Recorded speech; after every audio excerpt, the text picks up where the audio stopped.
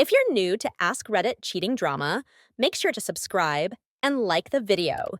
It only takes a few seconds, but it really motivates us to create more crazy cheating stories. Now, let's get into the story. I didn't mean to fall in love with someone else. I only meant to be seen. There's something terrifying about being invisible while someone looks right at you. My husband, Michael, has beautiful eyes, steel blue, sharp, the kind you'd never think could look through someone. But they did. They looked through me for years. I used to be the center of his world. I know that sounds cliche, but it's true. We used to talk until 2 in the morning about things that didn't matter. Now, we barely speak about things that do. This morning I poured him coffee, and he didn't even notice the chipped mug I'd broken and glued back together. He didn't notice the new blouse I bought. He didn't notice my silence, but he notices now. Now that everything is ruined, now that the truth has cracked open like a rotten fruit between us, he sees everything. Every tremble in my voice, every pause in my breath, every lie I once told dressed as a casual remark. It wasn't just the affair that broke us, it was the slow erosion, the 1,000 moments of, I'm fine, when I wasn't. The nights he chose his laptop over my hands, the birthdays he forgot, the intimacy we traded for efficiency. And then Daniel came along, but I'll get to him. Right now, I'm sitting on the edge of our bed, my bed now, technically, staring at the place where his suitcase used to be. The closet is half empty. The silence is thicker than ever, but not the same kind. This one is final. Not heavy with waiting, but hollow with absence. I suppose this is what it feels like at the end of a storm. Quiet, but everything's broken. You want to know how it started? You want to know how a good woman does a terrible thing? Then let me tell you. But I warn you, this is not a love story. This is a confession. Michael wasn't always this distant. There was a time when his laughter filled a room and pulled mine out of hiding. When he used to kiss the back of my hand just because. When Sunday mornings meant burnt pancakes, unbrushed hair, and his head resting on my lap while we watched reruns of old movies neither of us really liked. We were in love. I know we were. But love, I've learned, is not a fixed thing. It doesn't sit still. It either grows or it dies slowly while you pretend not to notice the smell. Our 10th anniversary passed like a dentist appointment. Scheduled, brief, forgettable. He sent flowers. I don't think he even knew that lilies make me sneeze. He was always working, always tired, always distracted. And I became the woman who stopped asking. I didn't want to be a burden, so I carried everything silently. The loneliness, the resentment, the quiet shame of feeling unwanted. We still made love sometimes, but even that became a performance, a rhythm learned by muscle memory. His eyes were often closed. Mine were often open. We didn't fight. Fighting takes energy. Fighting takes care. We just drifted. Polite smiles, empty. How was your day? Exchanges. I think he thought everything was fine simply because I never screamed. But I wasn't fine. I was shrinking. There was a night, I remember it so vividly. I stood in the bathroom and looked at myself in the mirror. Not to fix my hair or put on makeup, just to see if I was still there. I stared for a long time, waiting to feel something. Beautiful, worthy, real. All I felt was tired. That night, Michael came home late. He kissed me on the forehead like I was his sister and fell asleep before I could even speak. I lay there for hours, beside a man I used to dream about, and realized I'd never felt more alone. And then, the next day, Daniel Harris walked into the teacher's lounge. He said, "You look like someone who sees too much and says too little." I should have walked away. I should have laughed. Instead, I looked him in the eye and said, "You have no idea." But he did. He saw me. Daniel Harris was nothing like Michael. Where Michael was quiet and calculated, Daniel carried an ease about him, as if he belonged wherever he stood. He walked into the staff lounge like he'd been there forever, but looked at everyone like they were brand new, especially me. He didn't flirt, not in the way men usually do. He noticed. The first thing he said to me was, "Do you always sit in the corner like that? Or is today just particularly hard?" I looked up from my half-drunk coffee, stunned. I hadn't said a word to anyone all morning. "I'm fine," I lied. He smiled, just the corner of his mouth. "No, you're not." I hated that he saw through me so easily, and I loved it. That's how it began. Not with a kiss, not with a touch, but with a look. One that said, "I see the parts of you no one else even bothers to search for." In the weeks that followed, our conversations became regular, unscheduled, but expected. Passing comments turned into longer chats in the hallway, then coffee, then lunches behind closed doors in his office. Nothing inappropriate, at least not technically, not yet. He remembered things that I liked my coffee strong with too much sugar, that I wore my mother's necklace on days I needed strength, that I kept books in my bag I was too shy to recommend to anyone else. Michael hadn't asked me what I was reading in years. At first, I told myself it was harmless. I wasn't doing anything wrong. I was just talking, just feeling heard. There's no crime in that, right? But then came the night of the parent-teacher conference. I stayed late to organize some notes. He stayed too. We ended up sitting on the edge of his desk, laughing about something that I can't even remember now. What I do remember is the silence that followed. It wasn't awkward, it was charged. The kind of silence that wraps around you and dares you to move. He reached out and brushed a hair from my face. I didn't stop him. I didn't even breathe. He said quietly, "You don't have to do this." And I whispered, "But I want to." We didn't kiss that night, but we both knew we would. That's the most dangerous kind of intimacy, the kind you justify before it even happens. The kind you crave more for how it makes you feel about yourself than the other person. Daniel made me feel alive, and after so long of just surviving, that felt a lot like love. It happened on a Thursday. The day had been long. Meetings, grading, endless questions from tired students who mirrored my own exhaustion. I stayed after school to finish lesson plans. So did Daniel. I don't know if either of us really needed to. Maybe we were just waiting for an excuse to be alone. His office door was closed. The air between us had changed. He asked how I was holding up. I told him I didn't know anymore. Then he looked at me, really looked at me, and said, "You deserve more than this." I wanted to laugh, to push him away, to tell him he had no right to say that.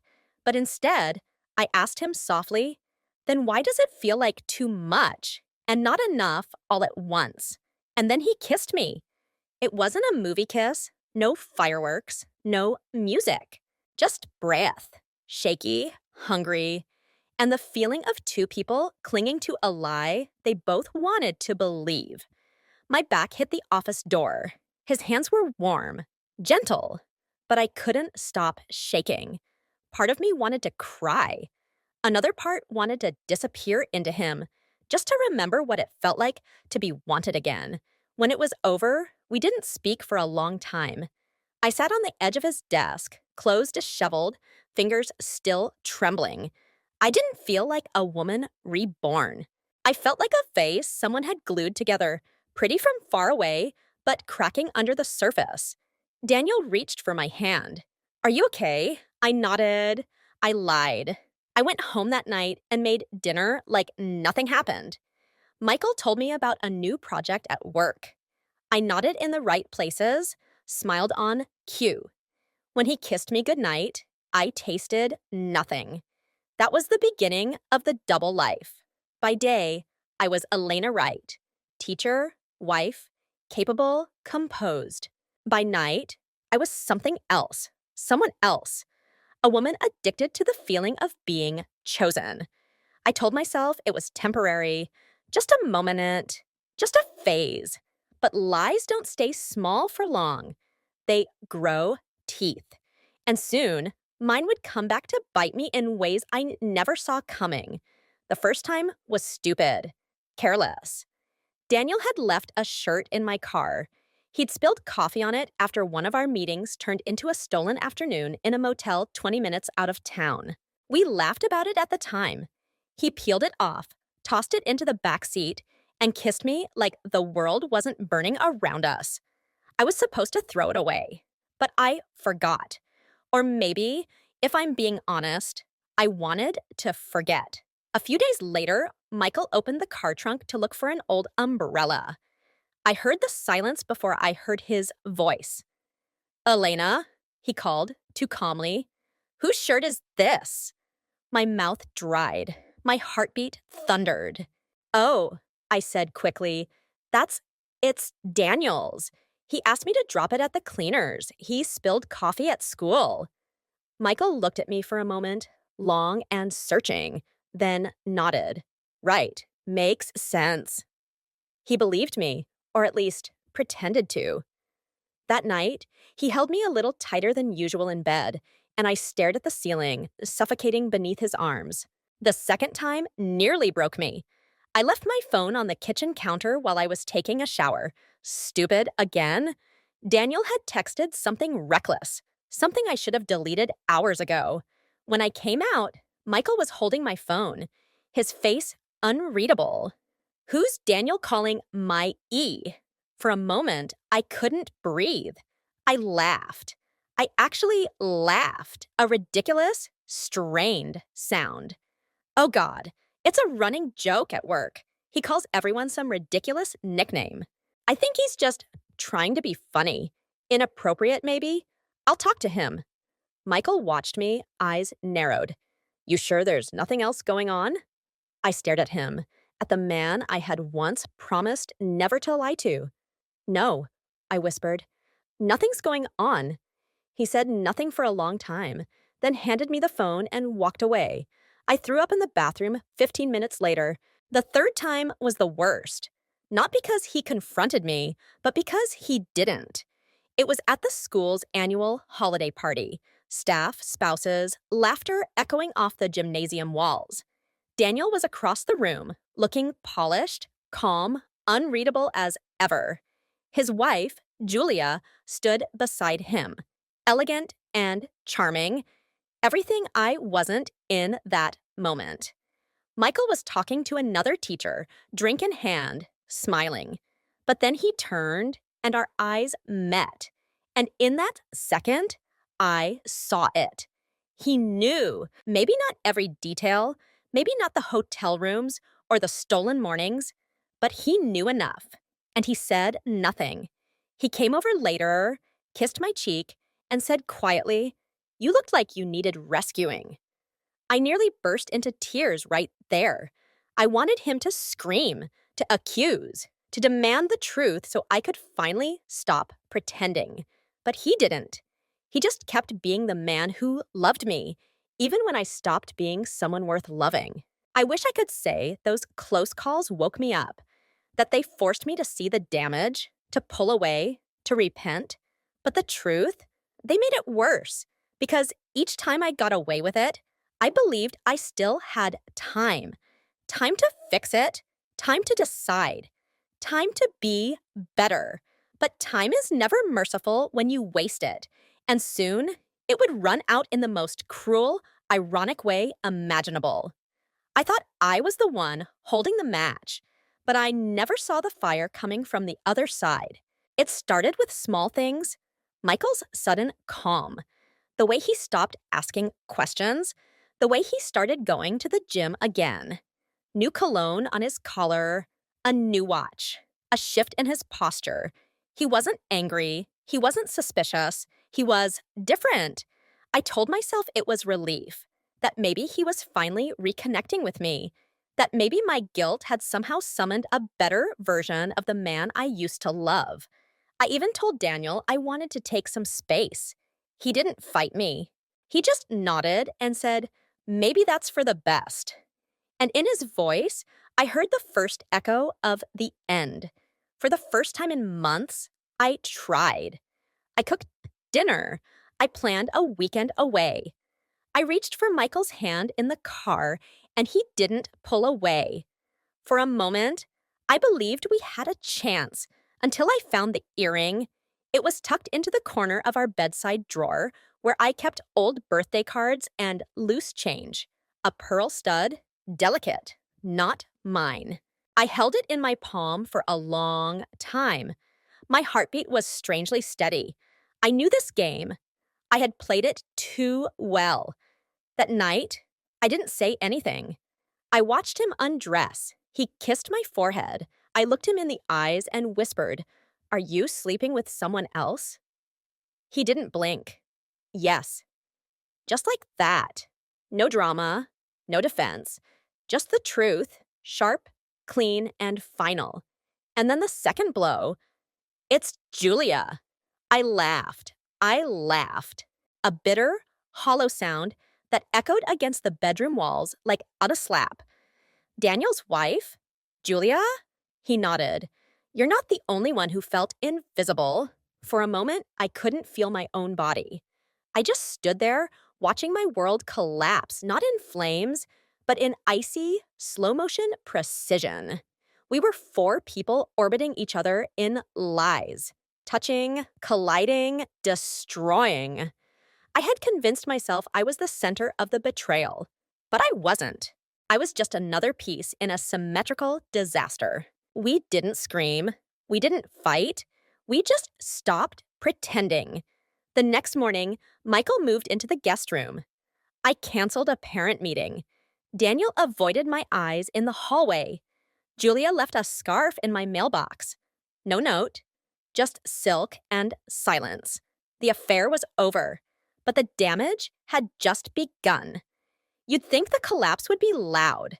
A door slamming, a scream, a public scene. But it wasn't. It was quiet, like a house finally giving in to rot. It creaked, and then it sank. The first thing to go was my sleep. Nights became hours of staring at the ceiling, replaying everything, every lie, every touch, every moment I could have walked away but didn't. Guilt doesn't scream. It whispers, and mine never shut up. At school, Daniel wouldn't look at me. We passed each other like strangers.